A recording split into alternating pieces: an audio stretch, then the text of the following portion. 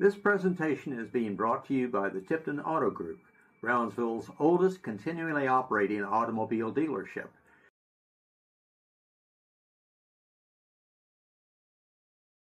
Hello, this is a podcast that is quite effectual in that I just finished the editing of it and I'm out of breath. It is a lesson in life by a dear friend of mine that I interviewed him, and it's a study of triumph over tragedy. I'm still sitting here in disbelief. I've known this individual. It's Ralph Cowen. I've known him all of my life, just about. I first met him back in 1955, if you can imagine. And I've seen the transition of him to a degree. Depends upon the closeness and whatever at any given time. But now that I know the story out of his mouth, I'm just totally amazed. The amount of maturity that has taken over this individual is just astounding, as to be juxtaposed with what he was in his adolescence and all of the trials that he went through in his life. Just take your breath away.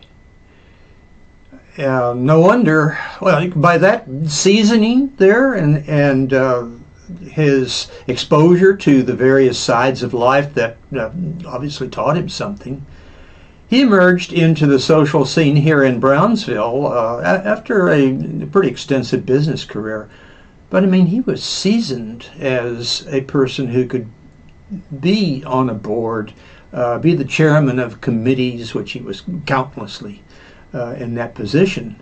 And just watch what I'm about to reveal right now. I'm going to slice it up into particular sections because there were sections of his life that made separate chapters, and so I'm going to let you reap what you can out of this.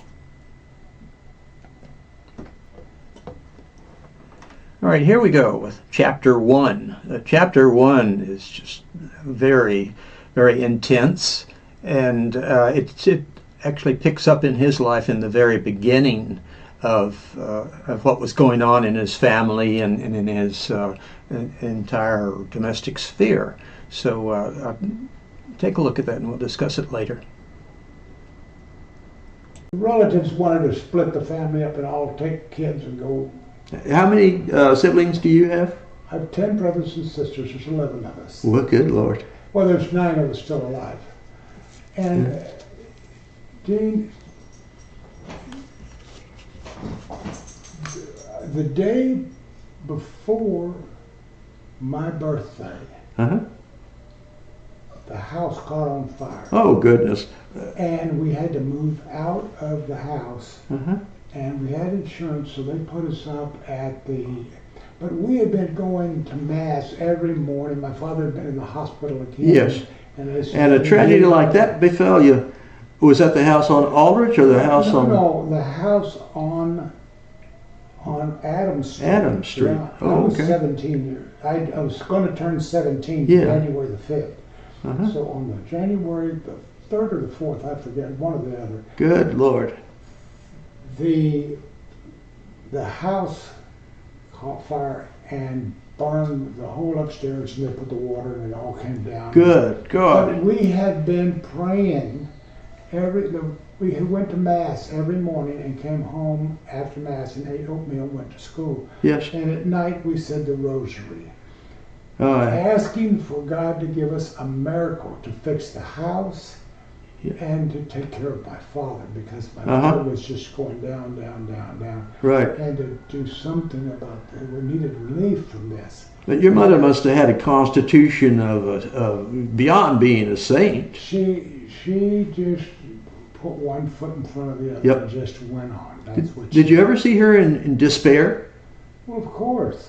Oh, how could you and not? Frustrated. Yeah, you know? I bet. I mean, So, anyway, the house caught fire. My birthday was January the 5th. There was no celebration. Yeah, I bet. And my father died on the 7th. but he was already in the hospital, and I went to see him on my birthday. Yes. And he said, and he called me Raphael, and he said, Raphael, because that is my actual name.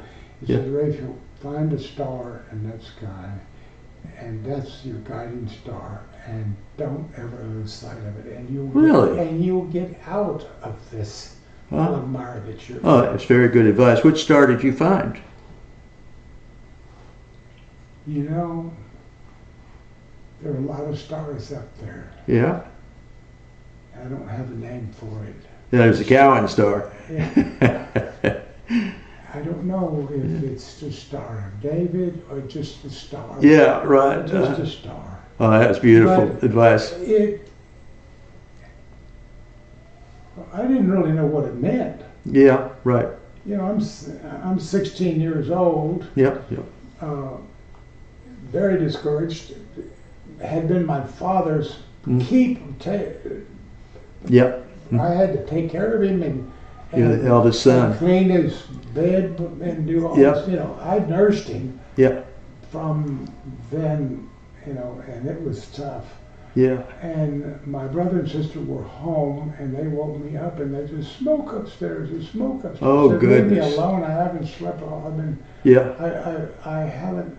You know, I haven't been able to sleep, and Yeah. It was, you know, 10 o'clock in the morning, and Yeah. I want to sleep. I'm tired. I'm exhausted. Uh-huh. No, you got to get it's smoky upstairs. And so I got up and I started going up the stairs, and I said, shoot. Yeah. Oh, your worst let's fear. Get out of the house. And I put them out on the side. I said, sit here on the porch, and I called the fire department. Yeah. And I told them, I said, I don't know exactly what's going on, how bad it is, but there's flames upstairs and smoking, and it was only from 10th Street to 6th Street. Yeah, right to Adams. So they came right down right away. And, Yeah. And they used to also come take my father to the hospital on a regular basis. Oh, really? Okay. And the ambulance, they had the fire department had ambulance. And so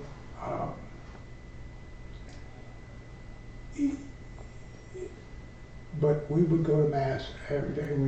Every morning, and then go to school, and at night we'd say the rosary. Yeah. And my mother said, we will find an answer.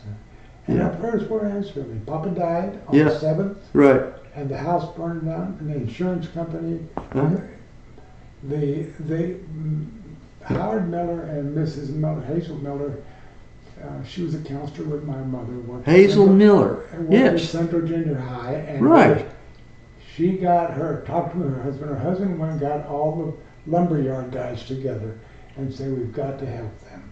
And they brought they used to all have their own carpenters and their own everything. Yes. And they took the insurance company money and rebuilt the house for us. They're on Adams. Yeah. And then people gave us furniture and everything. I mean, Brownsville took care of us. We really did.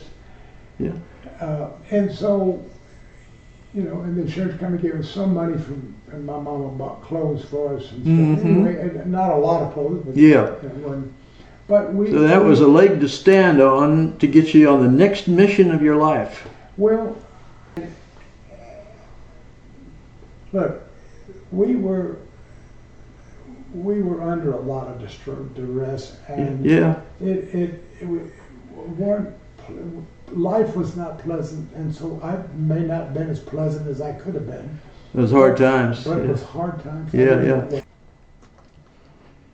Chapter 2 deals with a very dear subject for me. It's predominantly about his mother and how she actually came to Brownsville and her background. And, you know, she was an amazing woman. I'm not the only one to say that. She was my teacher back in middle school, and she just impressed me as being one of the finest teachers I've ever had in my life. Wait till you hear her story.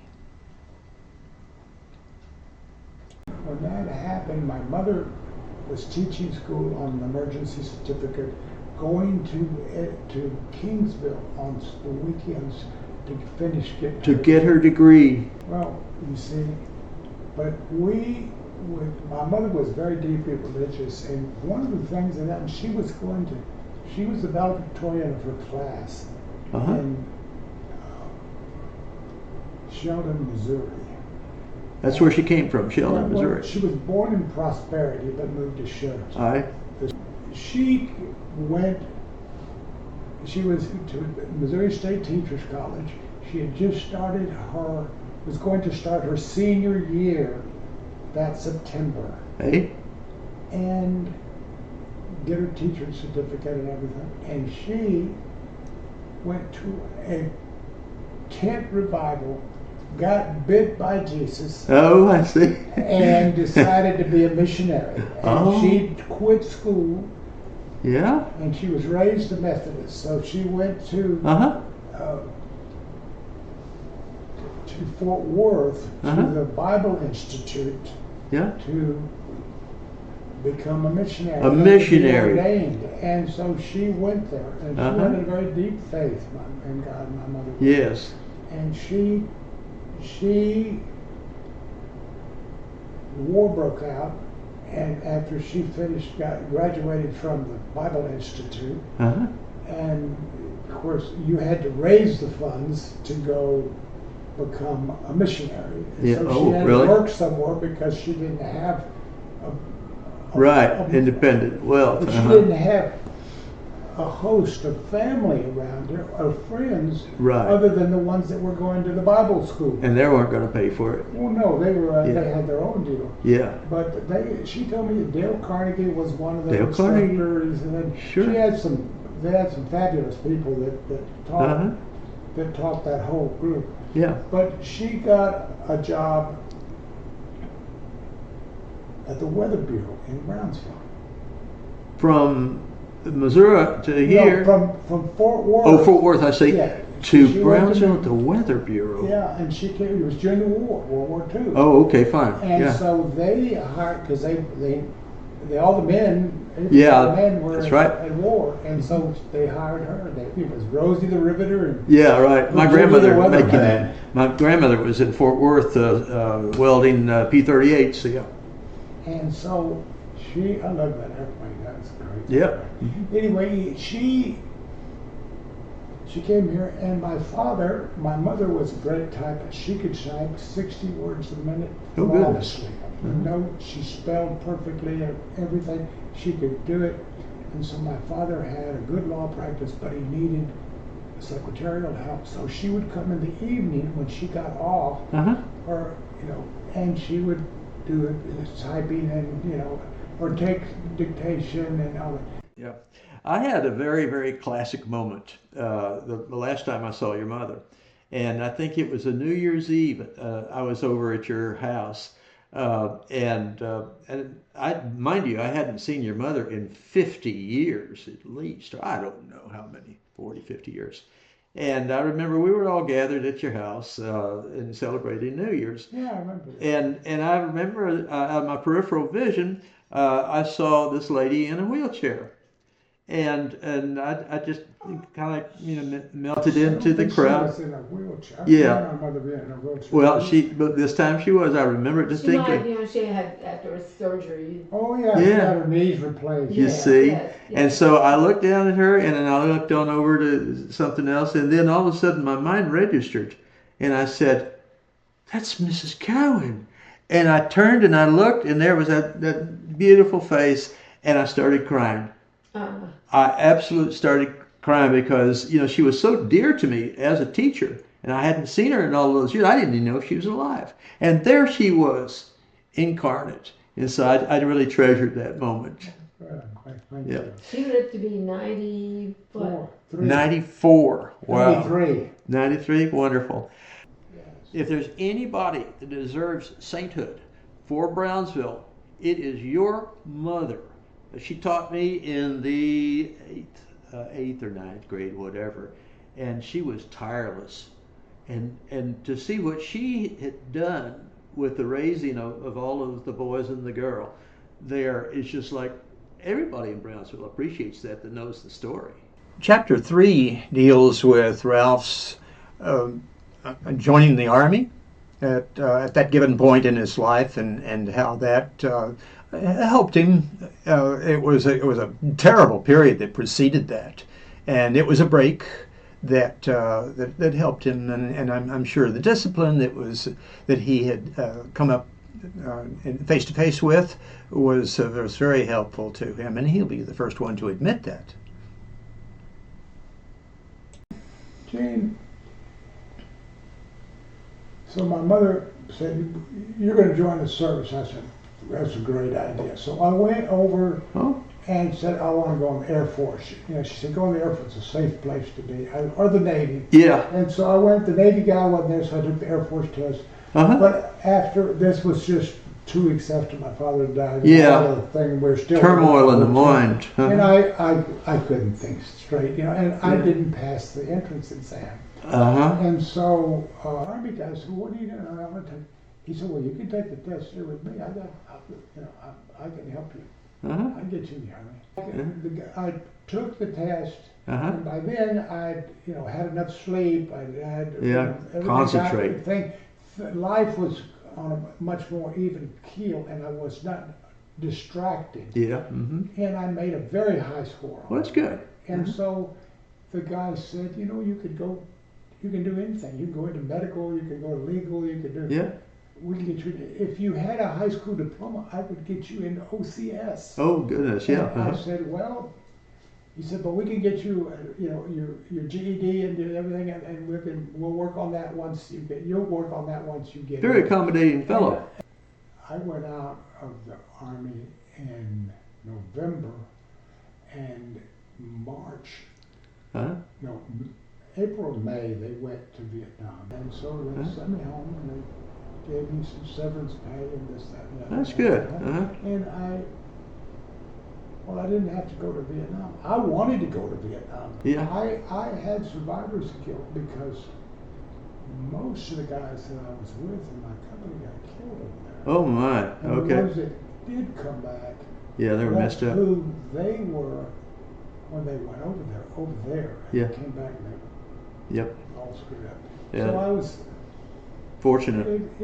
It was a turmoil that by once I got in the VA system, I was able to get some counseling and some help with all of that, and got out of that mindset. In this series is a reflection on what Ralph was doing on the streets of the world, and the particular encounters that he had in trying to get work, trying to get subsistence.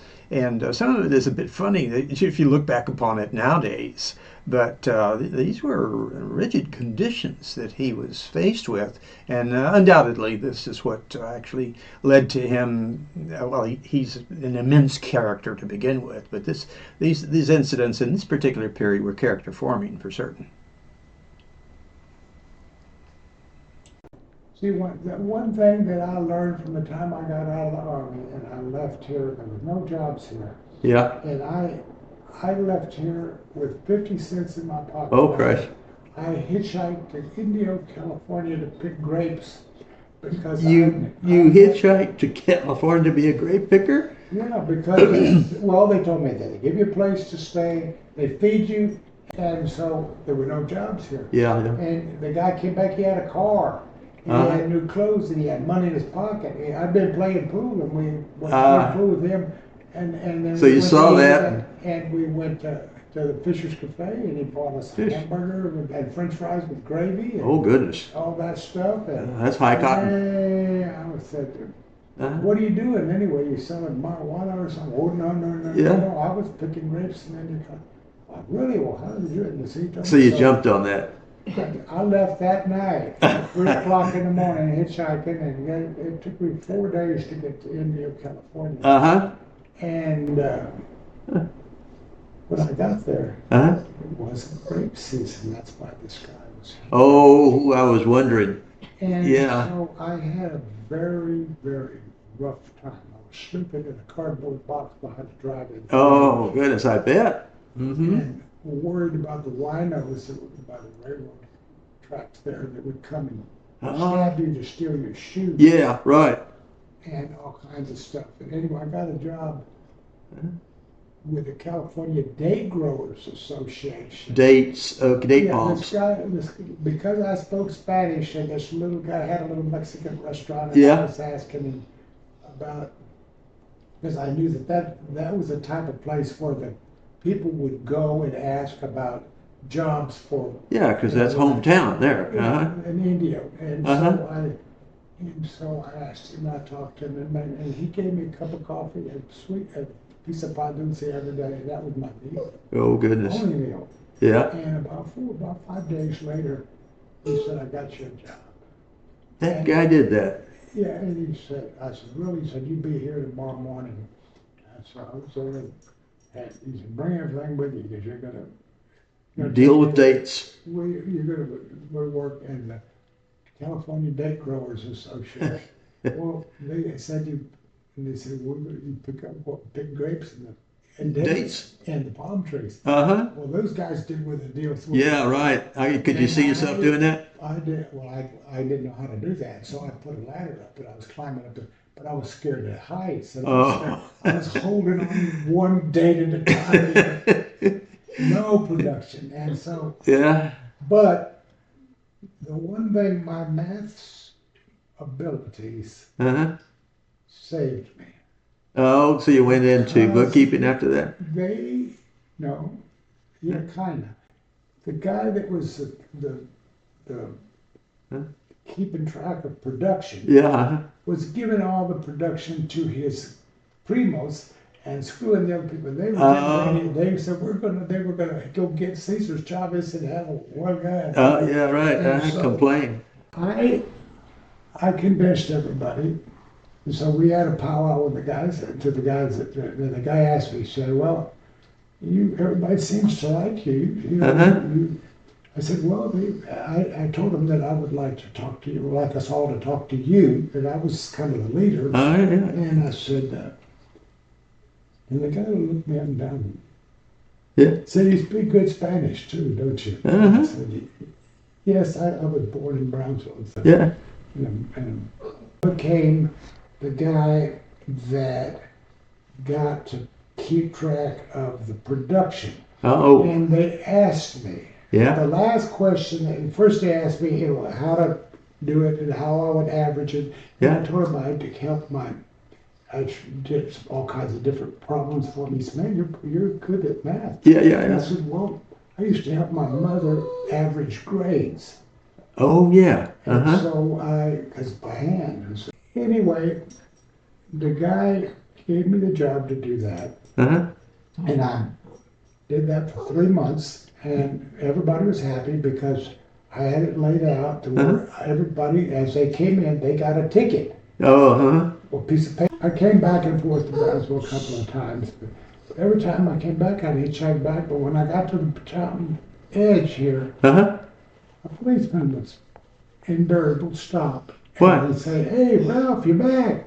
Come on, get in." And he'd give me a ride home. Oh, come on. You know, it was really, It's a friendly hometown, isn't it? yeah, because in Palm Springs, California, they told me, I asked the guy to put me in jail so I could eat and take a shower. And he said, "Hell no, we don't want to. We got all the damn bums in this town that we got. We don't need He didn't more need bums." another bum. You know, you're not a Mexican, but you're a white trash. Now get your ass out of town." He took me out to the edge and said, "Don't you ever come back here." Oh, come on. Wow. So I waited till he left, and then I just sneaked back in town. There's that indomitable spirit. I wandered all over the country until I was 21. I came back and I opened a gas station with my brother Paul, and that was my first business. I'll be blessed. Brownsville was very nice to me, and they helped me and helped me. They wanted to see me go, and they knew my story. And a lot of it had to do with, when my father became ill and had to be hospitalized regularly for the last 10 years of his life. 10 years. And anyway, we were broke. I mean, absolutely. Yeah. I mean, food was not always available. There was. Yep. Hard times. Yeah, we lived in the housing project until we bought that house on Adams Street. Yes. And it, but the house fell in ill repair, and then my father had a little lift time, and then he had a slide back. I'll be. And so then. Well, now, when you came back to Brownsville, what year was that? 66, 67, something like that? No, it was 1965. Well, when did you start with Tipton? In 1970. Oh, okay. I had this gas station when we got married, and Susan said, you know, you've got to I'm a school teacher, and I get out of class at 3:15. Yeah. I'm home by 4 o'clock. Yeah. I have taken a little nap, and I've fixed dinner and watched the 6 o'clock. I've watched my soap, and I watched the 6 o'clock news, and I've eaten my dinner. And you come home at 9 o'clock at night, stinking of gasoline, oh, yeah. oil, and all this So she stuff. put her foot down. And she said, "You've got to find some other way to Hey. make a living, because this is not." God bless her. Yeah. And I said, "Well, what am I going to do?" She said, "Well, you're a great salesman, I can tell you that." Oh, yeah. And I said, "Well, look, I don't want to be in sales, because everybody I ever gave me a sales job, I'd sell things and then they wouldn't pay me commission." And I said, I'm not interested in that." And she said, "Well, you go give it a try." Give it a try. And she said, "Because you have to do it. This is no life." Yeah. And so I let Paul take over the service station that summer. Okay. And I went to work for Tipton. Uh-huh. And I was salesman of the month. Oh, I bet. And I couldn't turn you down if you tried to sell me something. Then I went to work for Calgon, Fred Susan's bridesmaid, Ann World. The water softener people? No, it wasn't the water softener. That was a different division. Those were the chemicals. Oh, industrial chemicals? Industrial chemicals. Oh, okay. And so I worked for them, and they, for about a year and a half in Oklahoma. And but Susan couldn't get a job as a school teacher in Oklahoma. Even it was so political, you had to know somebody, be related to somebody. So I left, and I called Tipton and got my job back. And then that was Maurice. Maurice Yeah. Jr. We called him Junior. Yep. And but he said, "I'm Mr. Tipton," because they all called him Junior, and I called him Junior. He didn't like it. Yeah, So right. I called him Mr. Tipton. I always stood after that. And then they paid you $300 a month and $50 a car max on a used car. It's $20 on a new car, $25 if it had air conditioning, and $30 if it had air conditioning and they bought credit, life, and accident and health insurance. What a system! But you were at that place there on the railroad tracks for many years. But you did quite well there, from what I saw. I did, yeah. I got the and I bought the property from Bill. He financed it for me, and for I don't know, $800 or $900 a month, and for 20 years, no down payment. Good gosh. He just wanted. I still own that property. Oh yeah. The Boca Chica property. I leased it to Charlie Clark. Charlie Clark, yeah. And then Flores has the fruit stand down the way. Yeah, Flores has the fruit stand next door. Yeah. This final chapter is concerns itself with when he returned to Brownsville and he got off into various employments, and then of course into his own business, and it really shows a cross section of what lent character to him, and then it really gets into how he had given so much back. Now this is very important, the amount of what he gave back to the community in the various committees that he headed, the organizations that he was involved with, and the beyond what was here, this is just a brief mention, but beyond what was here, we'll never know how he affected our community, and he did affect our community in a very big way.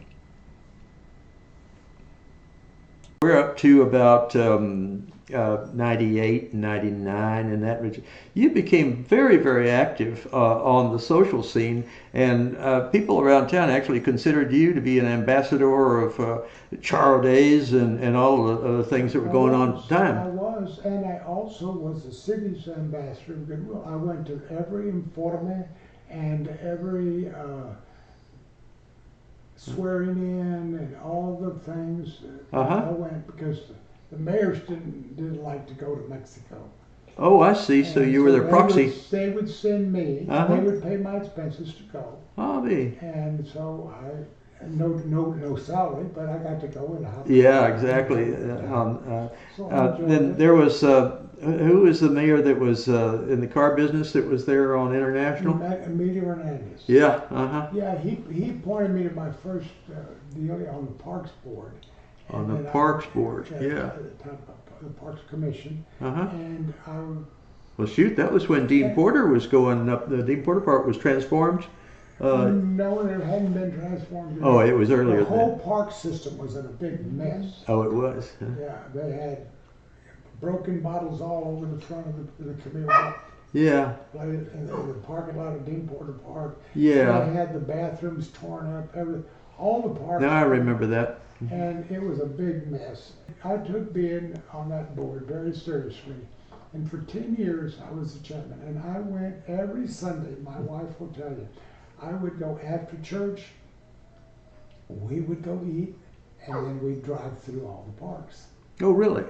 Is And to get a critique of what was. That was a day that people were in the park using it. If you went over there on Tuesday or afternoon or Thursday or Wednesday, or whenever day we had the meeting, Yeah. there was nobody. Well, in the no, of park. course not. Yeah. And I went over there when the boys, people from the soccer was just getting started. Yeah. And the Little Miss kickball. Oh, and yeah. Baseball. And then I got on the CDBG board, the Community Development Block Grant deal, and became the chairman of that. Right. And I started funneling money into the parks and got them all To fixed up. upgrade them. And I got Philip, because the school district was using the 2 swimming pools, Yes. got them, the school district, to fix the heaters because they weren't open in the summertime, in the wintertime, to the public, only to BISD. And I said, well, y'all are the ones using it. So Philip agreed, so they got the school, they put it together, and they fixed up the dressing rooms and everything. But you were the catalyst in. I got all those, I got all that stuff done. Well, and then I got Morningside Park Board. But anyway, I got security in there and got the baseball and got soccer. I got everything redone. I spent millions. I didn't know that. Millions of dollars. I didn't know that you were instrumental in And when that. I ran for mayor and I lost, I just said, shut it off. Oh, I bet. And I just walked away from it. I said, look, I was just very discouraged, and I spent money that I didn't have. Yeah. And because you were dedicated. I wound up out of business for a while. Yeah. Oh, that's terrible.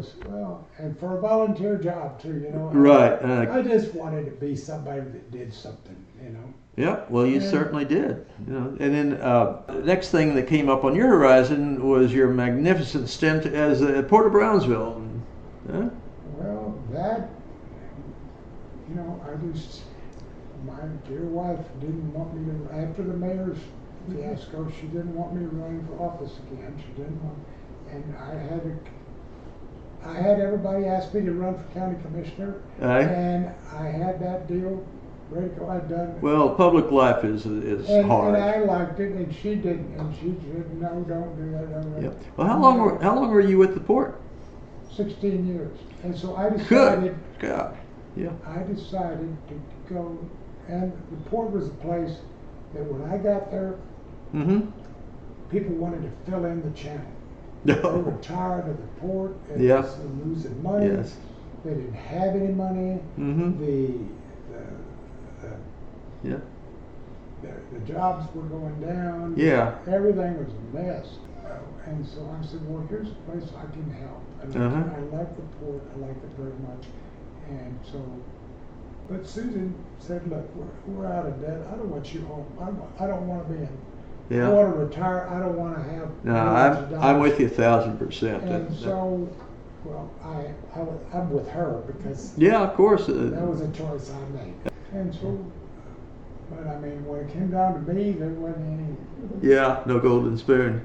But you did it yourself, Ralph. That's what I'm so proud of you. No, I didn't. I had a lot of people help me, and a lot of people believed in me in this community. Yeah, yeah. And if it hadn't been for that, This has really been a heck of an experience, Ralph. You know, the crossing of our destinies, and also I was not anywhere near aware of the whole collection of the things that you have lived throughout your life and the contributions that you've made to Brownsville here. So I just I really thank you for clarifying that, and I really treasure you as to what you've given back to Brownsville, and I hope my viewers can appreciate this dear man and his family for what they have given to Brownsville, going back, as we started the whole interview with, going back to Brownsville before there was a river. And so, Ralph. there was no Brownsville when there was no river. Well, I was just going on, you know, following the chisme, so to speak. Well, Okay, Ralph, like I say, I really appreciate you adding to this whole story here. Thank you, Jane. I appreciate you very Yes. much. Good. And Good. Always have. All right. Well, let's, like I say, take this story with you as a constructive one, because you saw before you a person that had been given his share of adversities, and he survived. Not only did he survive, he can walk down the street today. Just as that momentous time when the house caught fire and then the neighbors stepped up. Well, Ralph Cowen can do that today, and people will pitch in because he's given so much back to Brownsville. So I thank you, and I hope you enjoyed all of this. Good day. So there you have it. I'm sure that you're left somewhat in awe, as I am, knowing Ralph for that period of time. He's always been a really strong charactered person. When he walks into a room, you know it's Ralph Cowen. But this just really lends an appreciation to what went into making the fellow, and of course his family and how they assembled in order to come up at the proper time in order to meet the challenges that they did. But it's, again, I'm so appreciative to have him as a friend, and it's never a point in one's life where you stop learning. And I learned something from this little chat that I had with him, and I hope you carry that with you. Thank you so very much for being with me on this.